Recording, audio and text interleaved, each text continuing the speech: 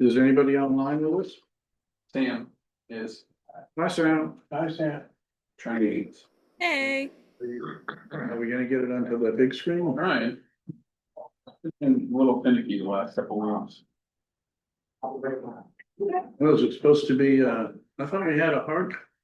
There we go. Look at that. We've got the plug too. Hello, Sam. If it can work this way, makes me happy. what's this list? That's the attendees of the meeting. Oh, The physical, physically there. There were another 10 online, Zoom. Oh, but we didn't get their names.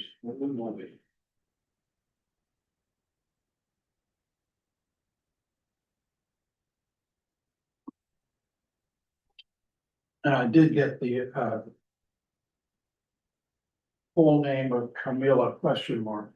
So, okay. so I've got that on my more updated version of this from this morning. I was just leaving Brigham's Cove yesterday afternoon and I get a text from one of the mooring holders someplace else saying that, somebody had died that morning. And I said, what? Somebody I know. I call him, no, he didn't die, he dived. Oh, no, that's different. Yeah, that was rather Given shocking. how cold the water is, there's not much difference. Yeah. I'm wondering if, number 27, Karen. Yeah. The U, I'm wondering if it should be an I. Could be, yeah. As it looks like that's what it would have been. But yeah, we were working from hieroglyphics. Yes. Yes. The only failing grade I ever got in grade school was handwriting. Oh, I didn't do well either, being left-handed. My teachers weren't happy, but they didn't dare say anything because my mother was such a witch. I automatically do Egyptian hieroglyphics is what they told me. So, Yeah. Nobody else can read it. Yeah. Right, anyway.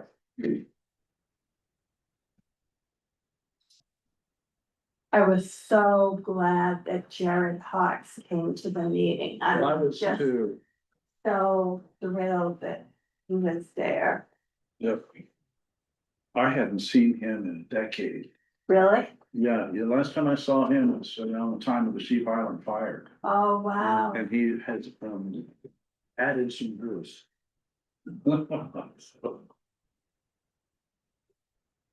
His wife must be cooking a lot of really good food. All right, so this is gonna be. So we're gonna start the meeting here. Meeting. It's a small meeting today, so we'll, George, you created an agenda. Thank you for doing that. So why don't you, run us through it? Yeah, the critical issue that we are continuing to deal with, post the May 30th meeting is how do we line up these community neighborhoods to get our 3 Firewise communities for this year. We have Parker Neck. I've been working with Barbara Knuckles for Sabasco and hoping that we can push that through. Fred Bogue and his wife are interested in something over at Painted Point. Fred Brigham area, but those 2 clusters don't work together at all in terms of. And they work great from the water's perspective, but not from the way the roads Yeah, are. which is interesting. So that is that. The Fiddler's Reach crew is, I have somebody else to add to that group, I believe. okay, is interested. I'm getting some feedback. Only 2 showed up at the meeting. But there is an awareness that they have some risk over there. So, and then finally, Peter and I are meeting with the Popham community on the 30th. End of day, not interfering with your morning event. To see if we can push them along. The key issue that if anybody asks you about Firewise, or the most important thing to note, I think for most people, is the ask, for a Firewise community is 1 hour of time a year, which is not that much. You can spend that just raking the leaves away from your foundation. In the case of this year, because there's a meeting beforehand, attending that meeting, on the 30th will give you your out. So it's not a huge commitment. If we can get people started and then keep poking, we do get quite a bit of result. So that'll be the question that we need to work on. That may be a topic, maybe we have an article on the Observer, if you can only find the writer, but the staff writer, to talk about the Firewise program. The big issue that we face on Firewise is this year is going to be the last sort of normal year. And then Kent Nelson's going to be spread thinner and thinner next year. So that the communities that sign up next year will not get the full service. They may get Peter and myself instead of Kent. And Kent is very dashing in his uniform with his sidearm, because he is a law enforcement agent. And of course, Peter is now, because the harbor master will be able to show up. Oh, but he doesn't have a sidearm. Well, I don't think So so. I don't hear you saying. we're working on that. No, his job is thunder and lightning. Oh, there we go. I got that super soaker in the car, I'll give that. Well, where I'll be most useful is if there's a north wind, and a fire that starts at the town line. There we go. I'll be rescuing people. Yeah. Taking them over to Harpswell. Yeah. Excellent. Anyway, you know, the advantage to communities this year is that they get full Kent. And that would be a great asset. So I point that out when I talk with them. We're hoping to get some results. We have set up a number of beginning Firewise events. The most important is the one at 9 o'clock in the morning at the Linden Tree Meeting Room for the Parker Neck community, who are meeting with Kent Nelson. Well, I mean, I think that's for everybody. I don't know. Well, it's your Yeah. group is the Yeah, I core. mean, hopefully I'll have a few, but I don't know how many will be there. Yeah, and I've been inviting people who Yeah. are from potential communities Yeah. to see what, to get the drill. Right, okay. And Adam, if you had time to show up for that thing, that might be a way to get the Firewise story, in your head. The cheap seats version will be that afternoon at 5 o'clock at Popham Chapel, where Peter and I will be there. I'll be wearing a fiery, orange shirt. Look like I'm part of the problem. Peter will be wearing his usual denim blue, and looking handsome. And then we're working on a date for Sabasco to get them, kicking along and making some decisions. And that is, Did you ever talk to Ruth Clay at Cox's Head? Because she said she definitely would be interested in organizing. I have not, Cox's Head. but if I can get information on her, that would be great. Okay, yeah, I sent you an email, but I'll resend it. Okay. Yes, Ruth, Ruth Clay, is that related to, Her husband is Yeah, Bob, Bob, yeah. he's on that.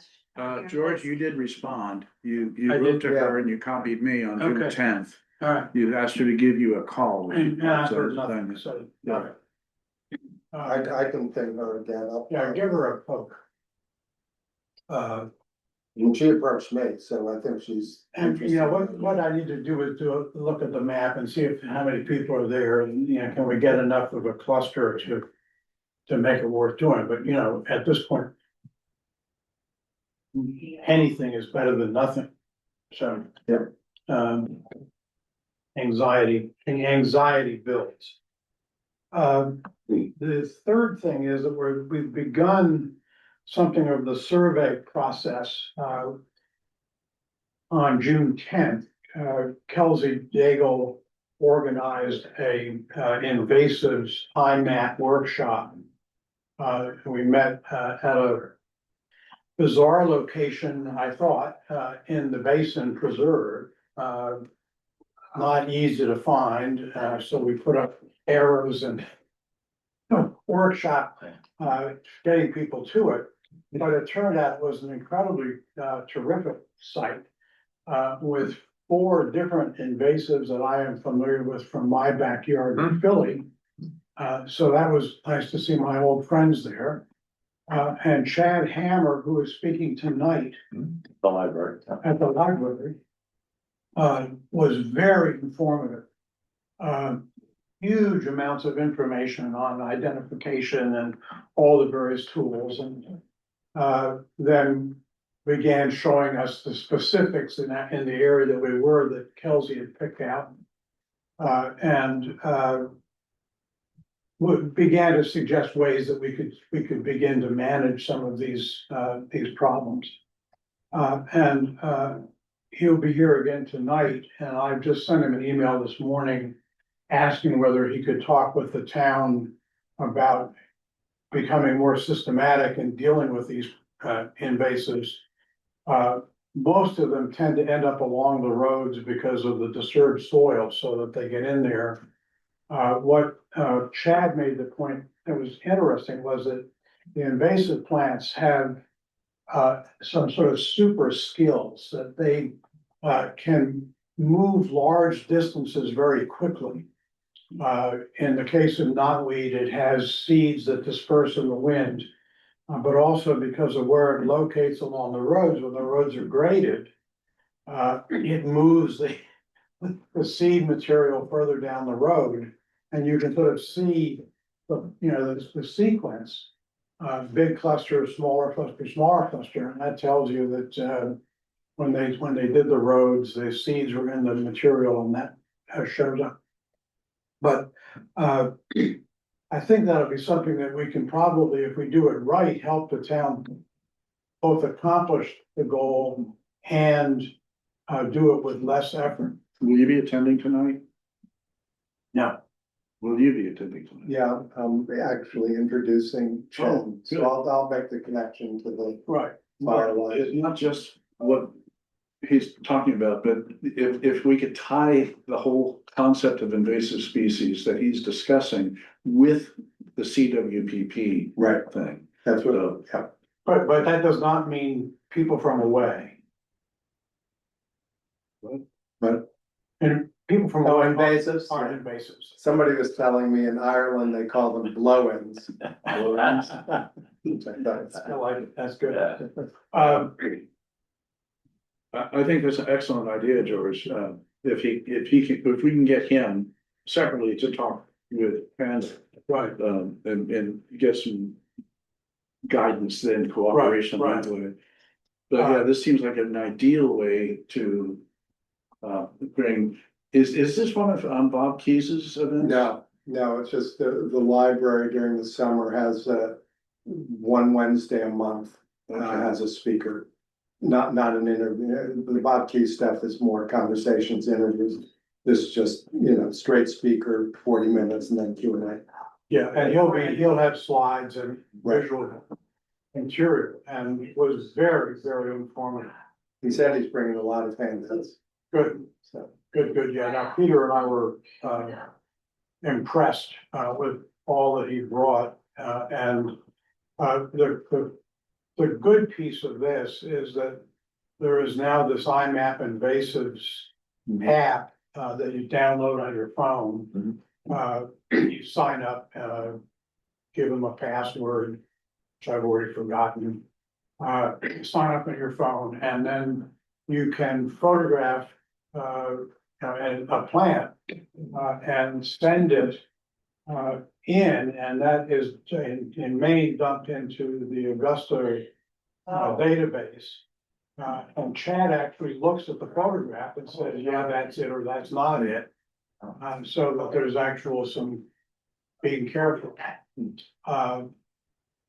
And, that'll be, I think if we can get on that, and get people just, when you see the plants, shoot them. They may get more, people may get tired of getting the same clump over and over. I'm always aware when I come down the Basin Road, there was a big clump, not that it's big, on the left side. And this week it suddenly turned entirely brown, so they sprayed it. But they sprayed it at the wrong time. Because that won't do much. And we'll just knock it back and we'll start coming up again. So I was gonna pull up, knock on the door and say, hey, this is bad stuff, we can help on that. But there is a flyer we can put out and have available, maybe on our CWPP site. Oh, yeah. That explains how to deal with the stuff.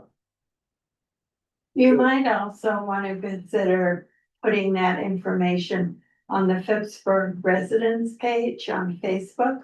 Because you may get a lot more people that would see it there than, Someone will have to do that because we have resisted Facebook I can do it. in every way. If you'll get it to me. Yeah. Yeah. Yeah, we should point people to the town, the page you put up on the town's website and then use Facebook and. Right, I mean, the Facebook is an advertisement that is a flash at a right time. Right. And after a couple of days, well, it's so far down, nobody finds it then, Yeah, but, right. but they get that flash. Right, yeah, that's good. We need it on the CWPP. Yeah. Right, page for other websites. every time you put something on the Facebook page, you could say, refer to the page, yeah. Yeah, and we might on our page, because as time goes on, right now, it's just CWPP and then everything is listed. We might wanna put some category in there where all these pamphlets that we have and whatever, and say, whatever we wanna call it, pamphlet information or whatever. We just want to kill it. Okay, well, whatever. I mean, because we're gonna have a lot of things. Yeah. I mean, as time goes on. Yeah, no, I think it's a good point. Category, because after a while, we could have 50 things and then people get involved. So this gets into the communications Yeah, part of the yes. program. Yeah. And, Adam, I actually would like, I started working on a communications plan, charting out, for example, every one of these meetings, that we're gonna be having. And I want to increase this and, go through the attendee list and ask the people there if they can, organize a little neighborhood meeting. At every one of these meetings, I think we should collect names and addresses and basically, start, get people signed up on Rave. And create a phone tree, start creating a phone tree, find local neighborhood champions. So I'm writing all this thing up. When we have information like this, where can we share it? How can we best disseminate it? How can we leverage the observers outreach?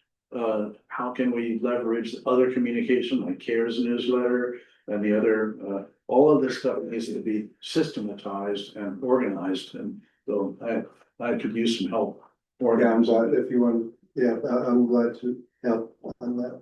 Cool. I do think having on the town website, to Brad's point, I think we are gonna need sub pages, cause it's just gonna get so Right. long. Yeah, I mean, I think the more brochures and tips we can load onto there. So let me just show you what and we've that's done. easily done. Alyssa can, and It is. she can easily do I'm that. gonna show you what we've done so far because of that.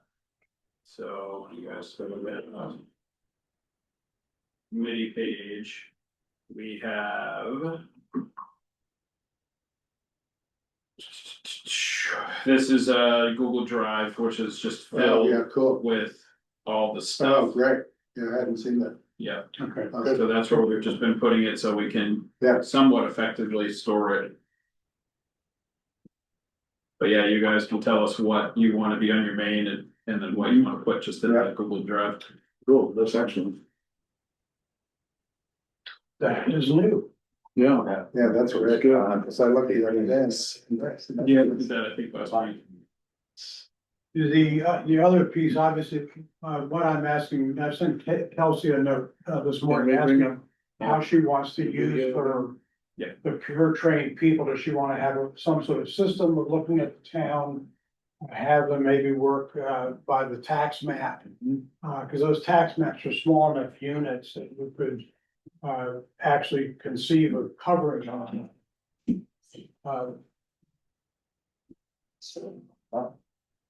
Very dramatic, Yeah. dramatic musical interlude. Draws my attention. Our grad, that's nice. Sam, you've been sitting there so quietly. Do you have any observations or suggestions or questions at this point? Not at this point, no. Just along for the ride and having a listen. Sam, what do you think about having representation at the resilience meetings? Because this is about resilience for the whole community. And where we have a resilience committee, it seems like we should be taking advantage of cooperation, making sure people understand, maybe getting other people involved, etc.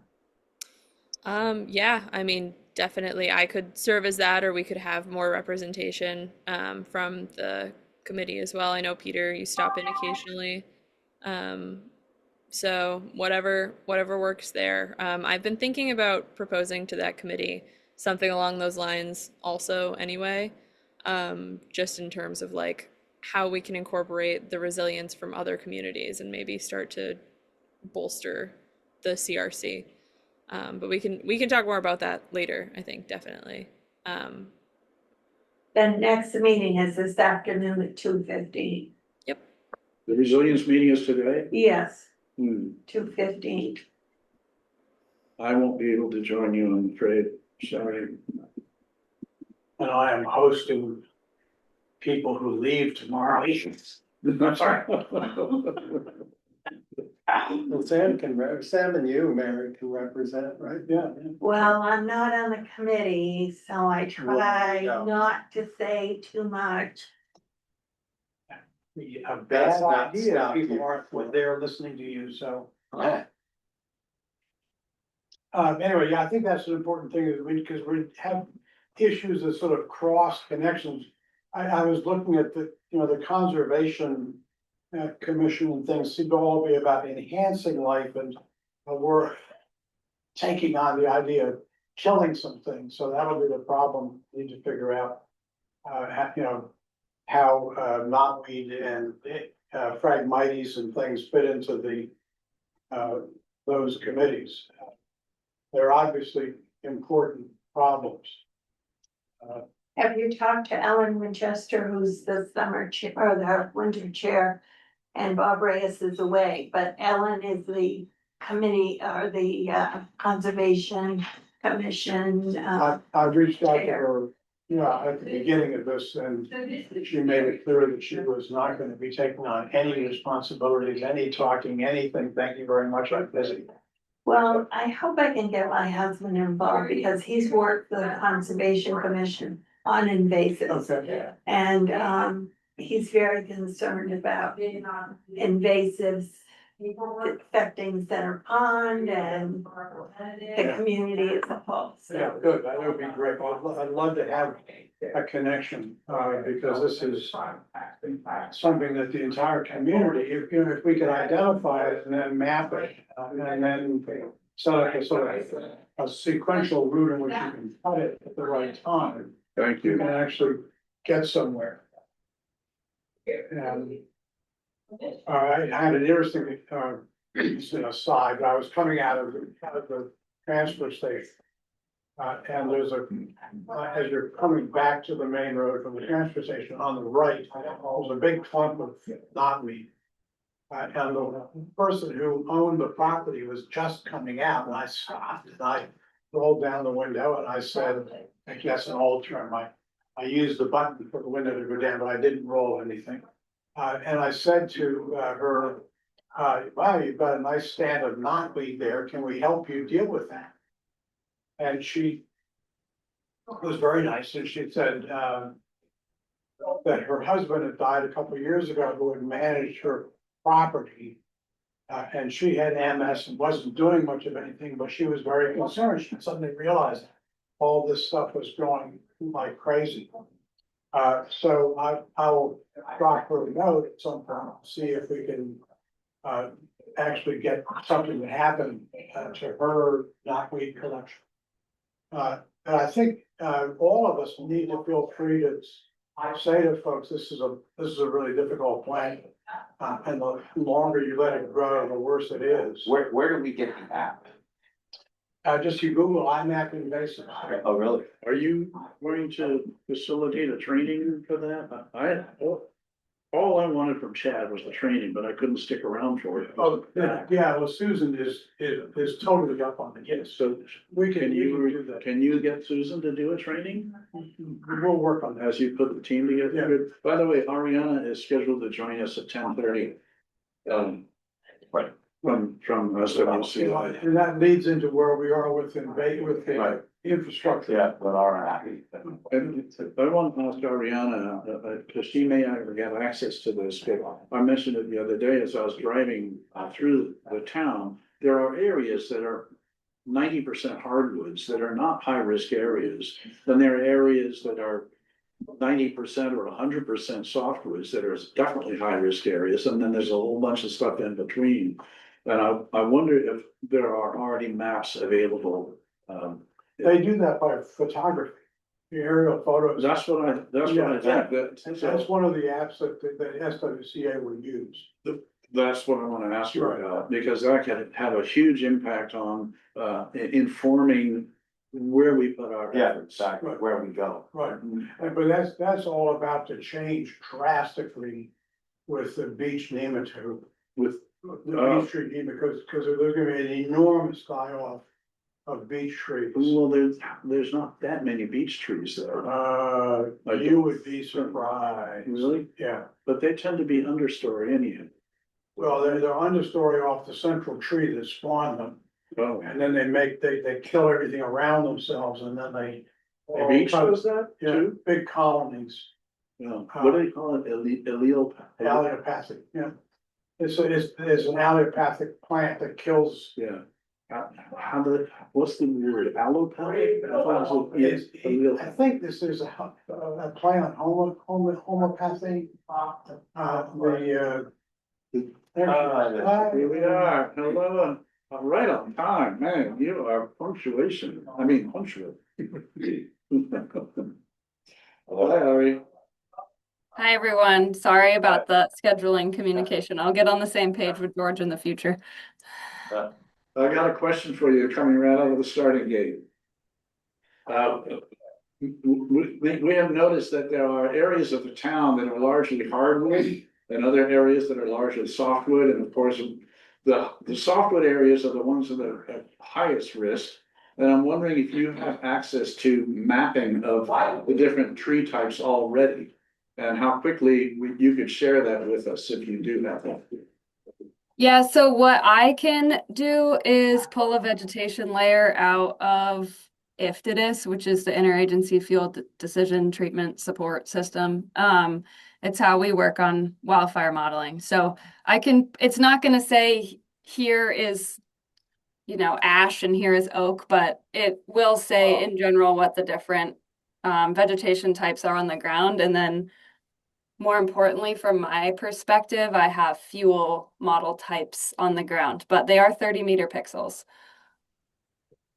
And you can get that to us soon? Yeah, well, I have to see what the GIS team is up to, but when do you need it by? Well, it'll inform our efforts pretty significantly in the terms of, areas where we need to survey driveway access and stuff like that.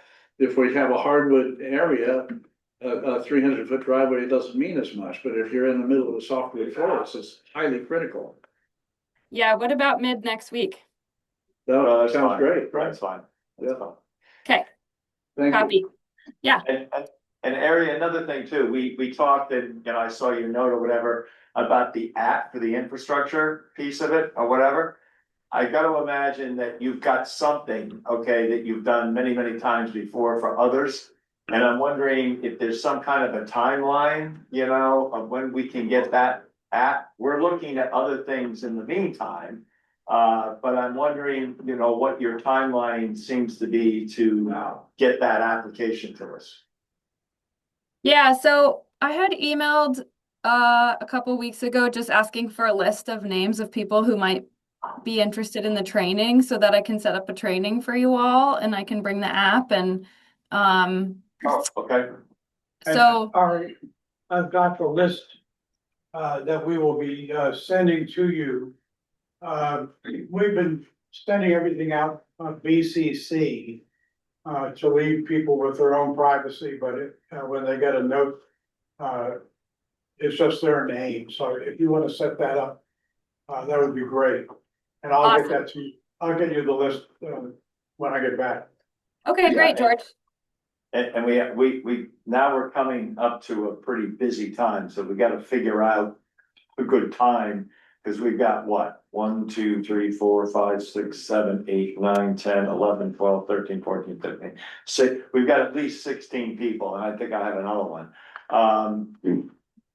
That, you know, would be involved. Now, we'll never get 16, all right, probably at the meeting, but July 4th is coming up here and we all know what this is. So we gotta figure out a time when to do this. And it's gotta be at least, I gotta believe it's gotta be at least 10 days out. Right. So does it work best for you all for me to email that group with a doodle poll, or for me to just schedule it with you all and hope people are available? What do you prefer? We probably ought to do it. Yeah, cause I think we ought to probably do it. Yeah, we can send out the note and put a couple dates in there and see where we are. Yeah. I'm out of town from the 7th to about the 13th of July. And optimally, I would be here for that, but you know, Yeah, Brad will be able to handle everything. Yeah, well, I can probably make time next week or the week after if you think people would be ready for it. So if you guys tell me what your week looks like next week or the week after, before July 4th, we could do it then, or we could do it after. Okay. How are we getting the survey out to people? How are we gonna engage people with that survey? The data collection survey, Peter, or the public survey about the CWPP? The public one that you created that we provided a little feedback for? Yeah, so that is up to you all. If you would like to do it by making a flyer or emailing it to established email groups or posting it on a popular social media page or a website, what do you all think will get the best engagement? All of those probably. Yeah. Do we have a time frame for when you want that sent out and when you want the responses back? So I usually leave the survey open through almost the end of the project so that I can take people's feedback into account during the public review phase of the plan. So it'd be great to get it out as soon as possible. I can send you a press release draft and some social media text if that would be helpful. Yeah, Okay, yeah. sounds If good. you can send that to me, Adam and I here are the communications leads for this program. So hopefully we can find bandwidth to be useful and effective. And I guess we could have something in the next Observer. Yeah, I was gonna add a line, I could add a line about it. Yeah. Do you know about this, Ari? Is it Ari? Ari, how do you pronounce your name? Ari, like Safari. Like, that's what I thought, as in Ariana. But Adam here is one of the kingpins of the new Pittsburgh Observer newspaper. So we now have a new, what is the term, organ for communicating to the public? So it's a monthly paper we're mailing to all the households in town. Are you doing summer residences as well? We're doing anybody who has a mailbox or a post box. Cool, okay. That's perfect. That, are you working on that from the town tax records or what? No, from whatever the post office has. We're working through the bulk mail through the post office and they have a list of mailing addresses. Do you have a company that's doing the sorting and mailing? Yeah. And how much would we be able to add a flyer to that, like an insert? Probably, I need to talk to my. Can you find out about make sure, I mean, technically we can do it, I just, nobody's asked us before, so I need to ask Yeah, again. if you can find out the cost of doing that, this, our contingency funds could be well expended in Right. communicating. Right, in right, this field. Good. We think very carefully about how we want to do that, right. what we want to say, how we can be. I don't think it's that, I mean, as I recall, we added a survey to the, we've just had one issue, as you know. Yes. And we added the survey last time, and I think, including printing and stuffing, I think it was like $50 or something. This is nothing. Nothing, yeah, Good Lord. I think, don't quote me on that. How many homes are you mailing to? Like, so like 1,400. Oh, fantastic. Okay. Good, any other questions for Ariana? Yeah, I think the most important thing is to get the infrastructure crew going. Yep. I want to involve on that Andy Hart, the fire chief, and Sheena from his shop to be participants and make clear the specifics that they want to know as to how to make the roads accessible. So I will connect them and us and you, and we'll go from there. How do you all want to decide on a date and time? What's the most actionable way to do that? The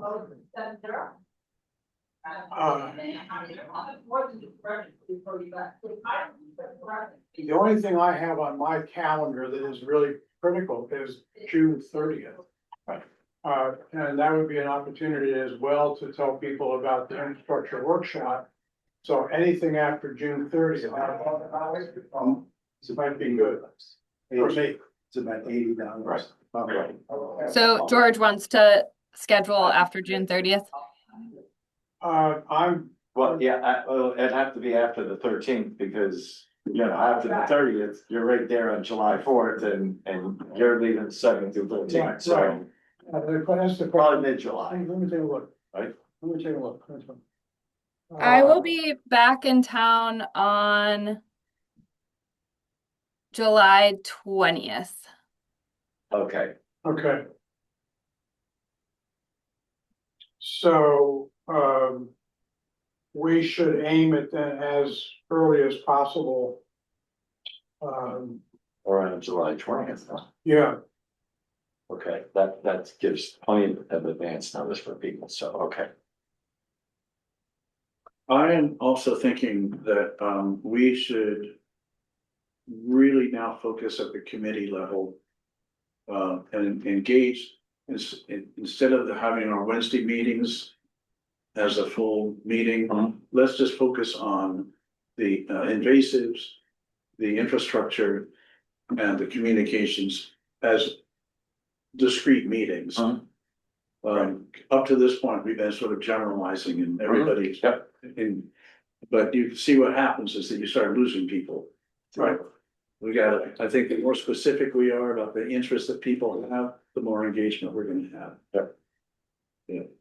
So you all would like to look later at the week of July 20th? Probably. So I'm thinking. Okay. Do you all want to pick a date or a time and let me know what works best? I'm very open that week. It is the Midwest Northeast Fire Workshop, but this is more important than a conference. They have some field trips on the 22nd if anyone's local. They do a main field trip on the 22nd of July, but I think we should prioritize just finding a time that works for everyone to get this data collection done. I would urge it just as early as possible. Yeah. So. You know, the 20th wouldn't be too early. Yeah. Okay. Do you guys want to meet maybe around 9 a.m.? Do you have a venue somewhere locally? We could do some slides and then go out in the field after that. That's a Monday. Any way we could do it a little later, like 11:30? Oh, yeah. Yeah, I have a standing Monday morning thing that I try to do. I sure. It's called, it's a 4-letter word. So, Evan, is this room available? July 20th. Yeah. Check our calendar. And this is this specifically for infrastructure? Yep. July the 20th, I have nothing, so. So we could, reserve this room from 11:30. You know, you don't need to, we're gonna talk about me. I'm gonna not be that engaged in the infrastructure piece of it. You should do it at So your maybe own. 10 o'clock, Yeah, 10 o'clock, Here, here, What time are you gonna do it then? 10. 10 AM. 10? Yeah.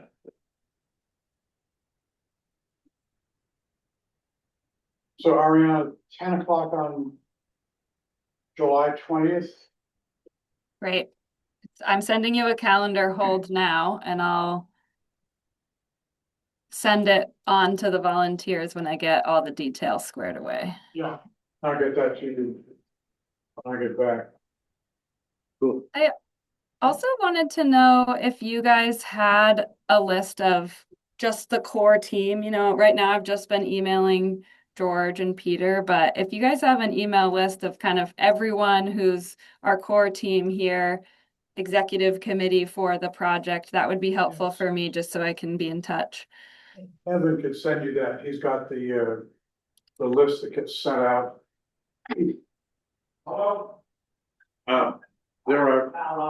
There are 14 people supposedly on that committee, but there are, 2 of them are completely missing in action. And Okay. there are others that are engaged at various levels. The group you see around the table here are, pretty deeply engaged. Add Jennifer Green to that, and who else who's not here today would we add to that? Kind of with. Sheena. Shayna, from the fire department. Kelsey? Oh, yeah, Kelsey and Rebecca. Yeah. Very important to add. So maybe the whole list, just the I whole think list. the list, But we do need to talk about, non-participating members. yeah, I wanted, it's a topic that I wanted to discuss. We're gonna get to with Evan off camera. So I'll get an email list from Evan for the core team. I will get an email list from George for our data collection, and I will get you some data layers and start fine tuning the app and get scheduled and materials together for July 20th at 10 a.m. Very good. Okay. You got a good to-do list. All right, I don't think we need to take any more of your very expensive time right now. I'm here if you guys want it. I'm here. and Ari, if you get a chance, check with your husband on that article. Oh, right. I did.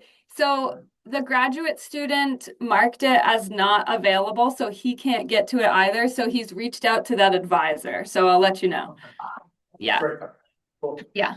Okay. So- Well, So, do you guys have any other questions for me? No, I think we're good there. Yeah, good. Okay. Great. That sounds good. Thank you. Thank you Thanks for all. joining us. Mhm. See you now. Yep. Bye-bye. that's everything I had for today. Yeah, and I'm good. I just want to sit down with, Adam. One critical component for everybody here. We are now coming up on our June 30th.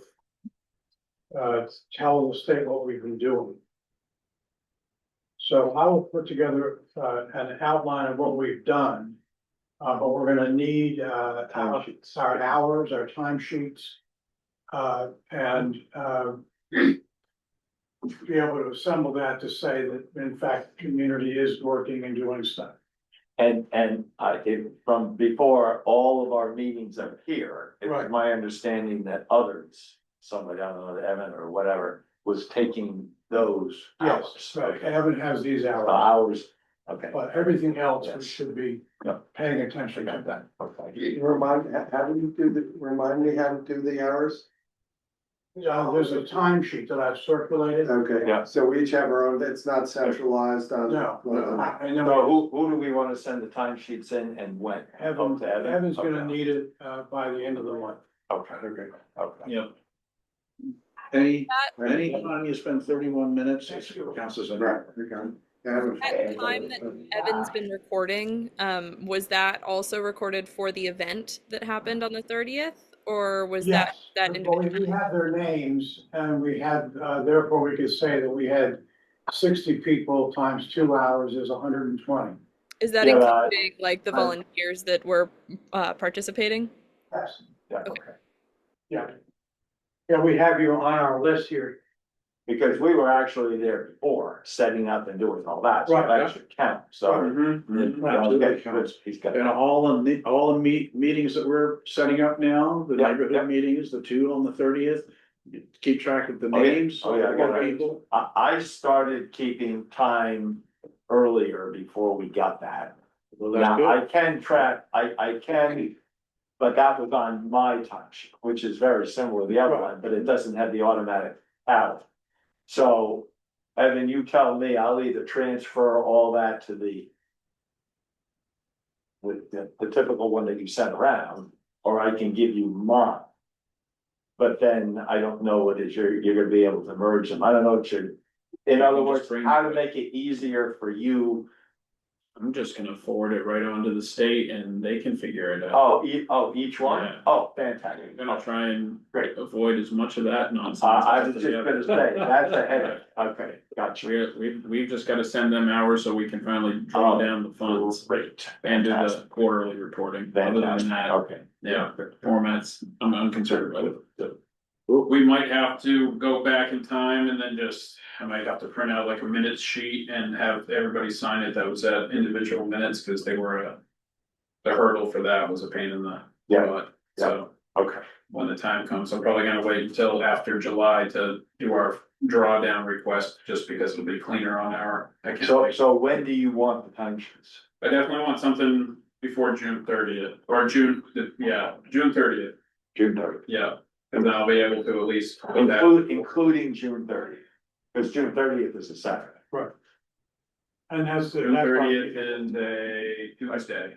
Oh, is it? Okay, Yeah, and that's our meeting. that's right. So For some that'll reason, have, I thought it was. So that's record. Number of additional hours. So you've got all that. Yeah. Should I record those? Make a note of it. Yeah. Make a note of it, so. Yeah, we're good. And what we'll do is, we'll circulate a note to all the board members to please, get hours in as well. Okay. People aren't here.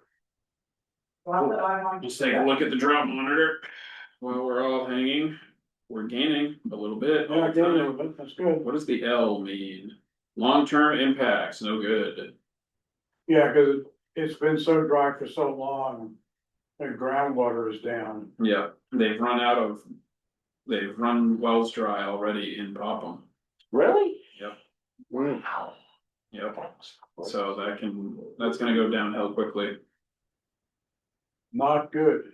Yep. Wow, that isn't good at all. That's crazy. Hard top water. Well, that's- I've heard from Lee. That's worth, against communicating, you know, Ah, some way to sort of be communicating these risks. That's a newspaper. Are those wells in Popham that you're talking about, are they the aquifer wells, the shallow wells? In, like a point, Good question, I don't know. okay, as opposed to a drilled? Oh. Yeah. Yeah, I would. Do you have time to stick around for a few minutes? Yeah, to brainstorm. Yeah, 5 minutes. All I'm right. thinking, Mary, do you have time to stick around for a few minutes and brainstorm on communications? Yeah,